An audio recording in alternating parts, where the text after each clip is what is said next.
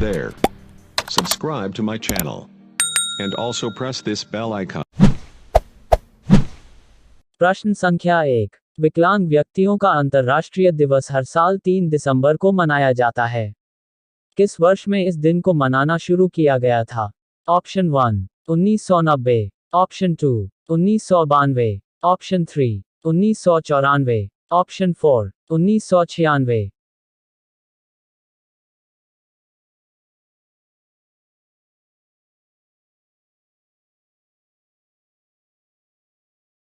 सही उत्तर 1992 है।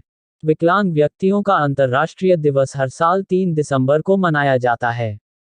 1992 में संयुक्त राष्ट्र महासभा के प्रस्ताव 47/3 द्वारा इस दिवस का वार्षिक पालन शुरू किया गया। इसका उद्देश्य विकलांग व्यक्तियों के अधिकारों और कल्याण को बढ़ावा देना है। वर्ष 2020 की theme building back better toward a disability inclusive accessible and sustainable post covid world है। प्रश्न संख्या 2। भारत ने एक शीर्ष समिति का गठन किया है, जिसमें वैश्विक सौदे के तहत अपने लक्ष्यों को प्राप्त करने के लिए क्रियाओं का समन्वय करने हेतु 13 प्रमुख मंत्रालयों के सदस्य शामिल हैं। समझौता आधिकारिक रूप से किस महीने से लागू होगा?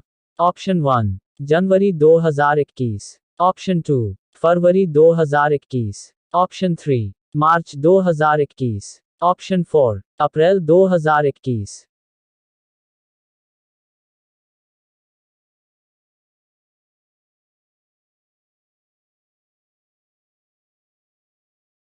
सही उत्तर जनवरी 2021 है।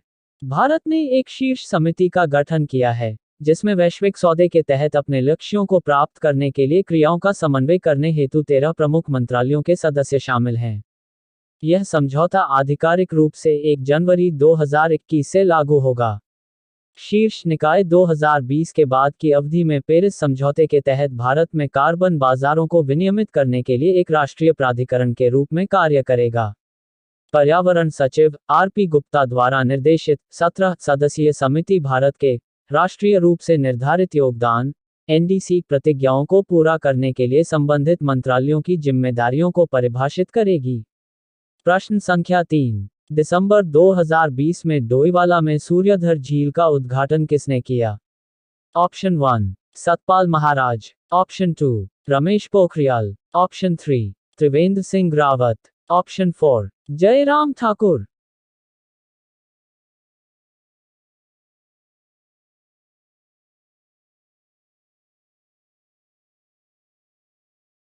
सही उत्तर त्रिवेंद्र सिंह रावत है।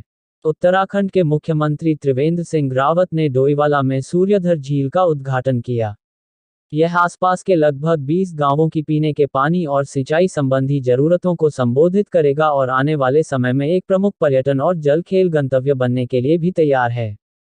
झील क्षेत्र में जल संसाधनों को रिचार्ज करेगी और एक स्वस्थ इको सिस्टम बनाने में मदद करेगी। प्रश्न संख्या 4। दिसंबर 2020 में वर्षा जोशी को राष्ट्रीय डेयरी विकास बोर्ड एनडीडीबी के अध्यक्ष के रूप में कार्यभार संभालने के लिए कहा गया है। एनडीडीबी का मुख्यालय कहाँ है? Option 1 Anand, option 2 Bhopal, option 3 Kolkata, option 4 Chennai.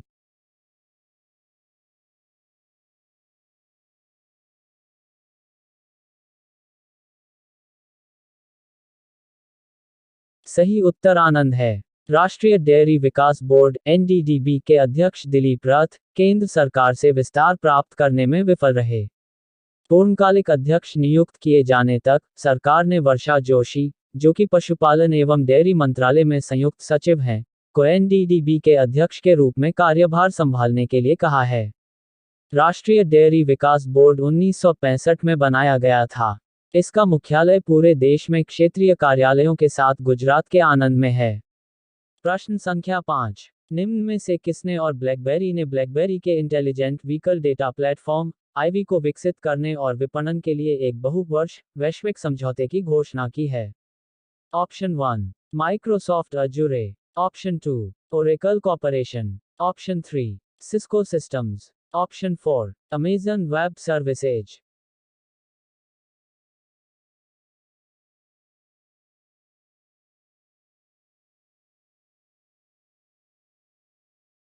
सही उत्तर अमेज़न वेब सर्विसेज है। अमेज़न वेब सर्विसेज और ब्लैकबेरी ने ब्लैकबेरी के intelligent vehicle data platform IV को विकसित करने और विपणन के लिए एक बहुवर्ष वैश्विक समझौते की घोषणा की है। ब्लैकबेरी आईवी एक scalable cloud connected software platform है। यह वाहन निर्माताओं को वाहन सेंसर डेटा पढ़ने, उसे सामान्य करने और उस डेटा से कार्रवाई करने योग्य अंतर्दृष्टि प्रदान करने के लिए एक सुसंगत और सुरक्षित तरीका प्रदान करने की अनुमति देगा। Hey there. Subscribe to my channel. And also press this bell icon. प्रश्न संख्या 6। इन्फोसिस लिमिटेड ने कंपनी को उन्नत डिजिटल सेवा के साथ एकीकृत इंजीनियरिंग और अनुसंधान एवं विकास सेवाओं की एक पूरी श्रृंखला प्रदान करने के लिए निम्न में से किसके साथ समझौता किया है? Option 1 Rolls Royce, option 2 Lamborghini, option 3 Jaguar, option 4 Aston Martin.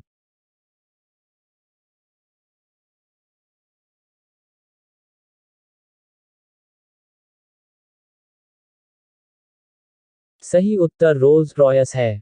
Infosys limited ने एक एरोस्पेस और रक्षा प्रौद्योगिकी कंपनी रोल्स रॉयस के साथ साझेदारी की है।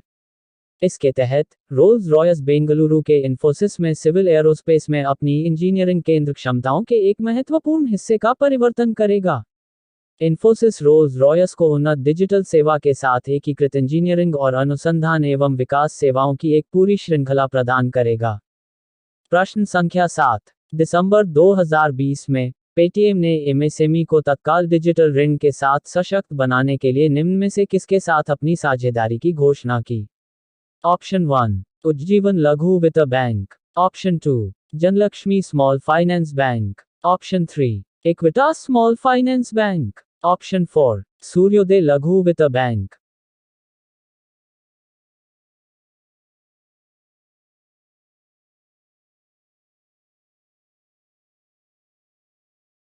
सही उत्तर सूर्योदय लघु वित्त बैंक है।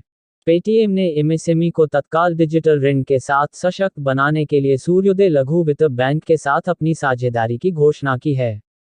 पेटीएम इस साझेदारी के माध्यम से अगले 12 महीनों से 18 महीनों में 1 लाख से अधिक छोटे व्यवसायों के लिए ऋण वितरित करेगा। व्यापारियों को मूल रूप से ऋण प्राप्त करने में मदद करने के लिए एक छोटे वित्त बैंक के साथ पेटीएम के लिए यह पहली ऋण साझेदारी है। प्रश्न संख्या 8। कौन सा देश उपयोग के लिए फाइजर बायोएनटेक कोविड-19 वैक्सीन को मंजूरी देने वाला दुनिया का पहला देश बन गया? Option 1 Britain, option 2 America, option 3 Australia, option 4 Singapore.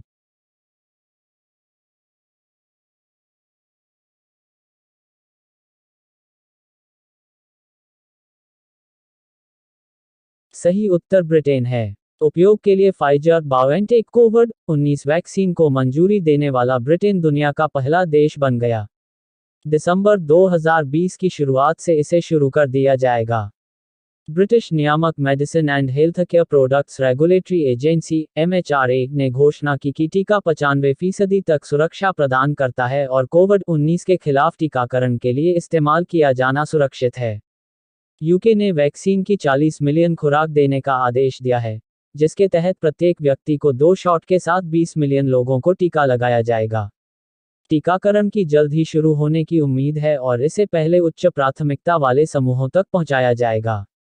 Company को उम्मीद है कि 2020 में वैश्विक स्तर पर 50 मिलियन वैक्सीन की खुराक और 2021 के अंत तक 1.3 बिलियन खुराक का उत्पादन होगा।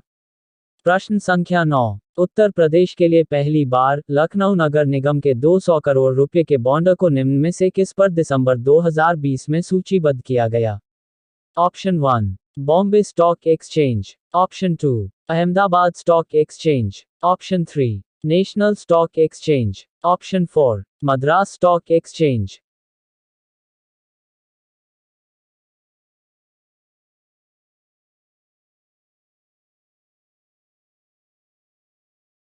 सही उत्तर बॉम्बे स्टॉक एक्सचेंज है।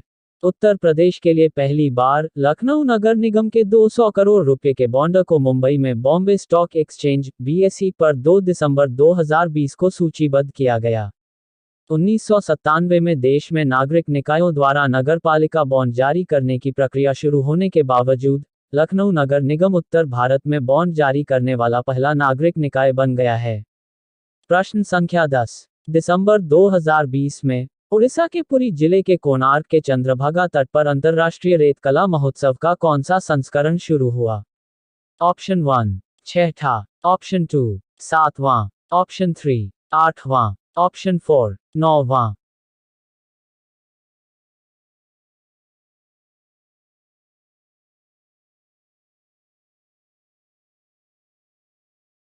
सही उत्तर 9वां है। 2 दिसंबर 2020 को ओडिशा के पुरी जिले के कोणार्क के चंद्रभागा तट पर अंतर्राष्ट्रीय रेत कला महोत्सव का 9वां संस्करण शुरू हुआ। महोत्सव में देश भर के लगभग 70 कलाकार हिस्सा लेंगे। पिछले कुछ वर्षों में रूस, अमेरिका, सिंगापुर और इटली से भागीदारी देखी गई। विश्व प्रसिद्ध कलाकार सुदर्शन पटनायक को महोत्सव का मुख्य क्यूरेटर नियुक्त किया गया है। Hey there. Subscribe to my channel. And also press this bell icon.